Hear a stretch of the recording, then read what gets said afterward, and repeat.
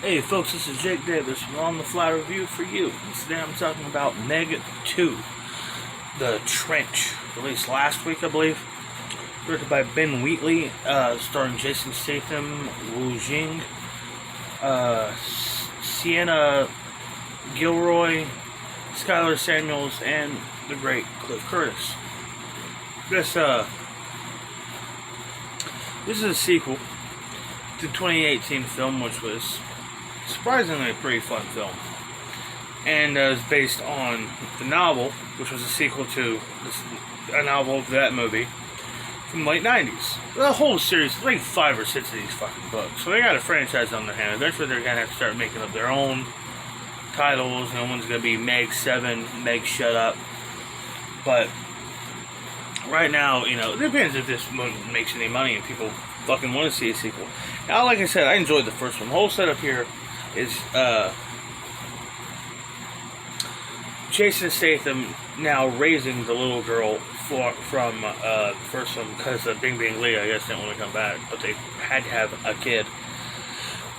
It's 5 years later, and we have, like, literally Wu Jing does this whole exhibition previously on the Meg thing, catching us all up during the speech over what's ever happened the last 5 years, and during, of course, a routine dive, something goes terribly wrong. It's about our crew having to use their wits, resources, and each other to survive, while, of course, there is a nefarious puppet master orchestrating the whole ordeal.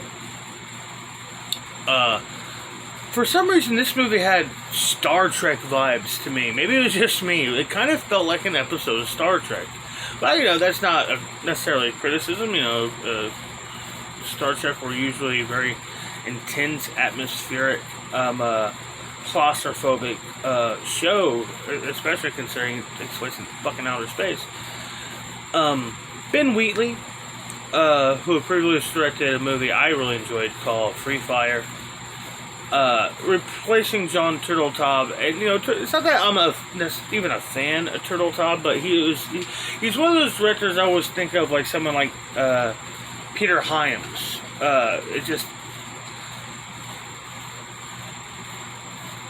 Yes, you can have your great visual storytellers like your Orson Welles or your Spielbergs, these guys who are brilliant cameramen who just understand every kind of aspect, every little detail about what makes a movie so fucking special and makes it so unique as an art form.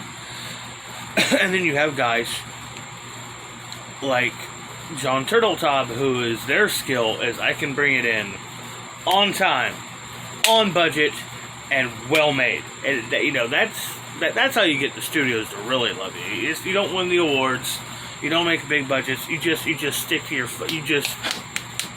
you deliver on time, you know what I'm saying? I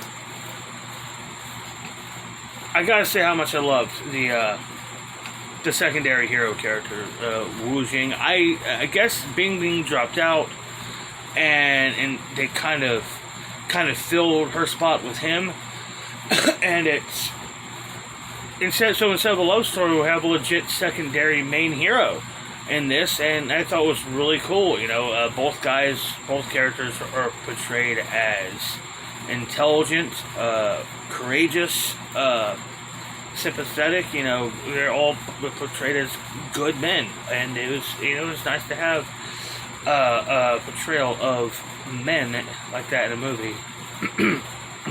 Barbie. Criticized, same criticism as the first one. It's just a lot of money spent on what is basically just a Sci-Fi Channel movie. But, I love giant monsters. I like Jason Statham. Seagoing movies are always a crutch to me. That's why I absolutely loathe Ron Howard's In the Heart of In the Heart of the Sea. It wasn't In the Heart of Darkness. That's the novel Apocalypse Now is based off. What was the name of the movie? Did they call the movie In the Heart of Darkness? I don't know. It was Chris Hemsworth playing the real Ahab, where they cut the best fucking line from the trailer in the actual movie. Oh, what was it? It was something really rad. Like, you know, I've prayed to the Lord, and I've promised the devil that I will have that whale. It was something like that. It was cool, and they cut it in the actual finished movie. And just like, I'm sorry, if you're casting actors who are playing people who are starving to death, Hemsworth does not fit that bill. Boy eats. The man is well fed. You can tell. But I didn't like that movie because of all the CGI fucking water. That's why I was getting to. Even Avatar, which everything is CGI, the fucking water isn't. So yeah. Meg 2, The Trench, 3.5, 4-star movie. It is mindless fun, but it's fun nonetheless. You know what I mean? And like I said, it at least at the very least is able to present you characters and a dynamic amongst them. You understand each character's purpose on the team, how they relate to each other. Therefore, when they end up getting eaten and shit, it's that's what has a touch of weight to it. They're not just meat bags.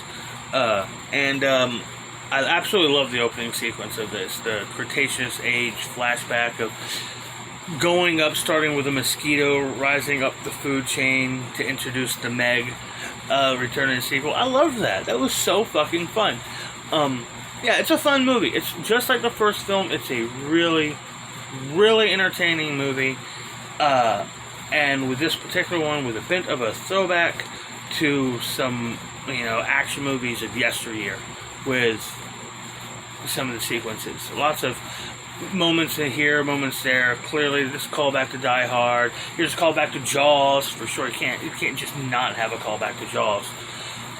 Which, by the way, anybody, if you see this and you feel like commenting, here's my question: have you ever seen Jaws 2? And if not, why not? It's awesome. I'm Jake Davis, and I'll catch you on the fly.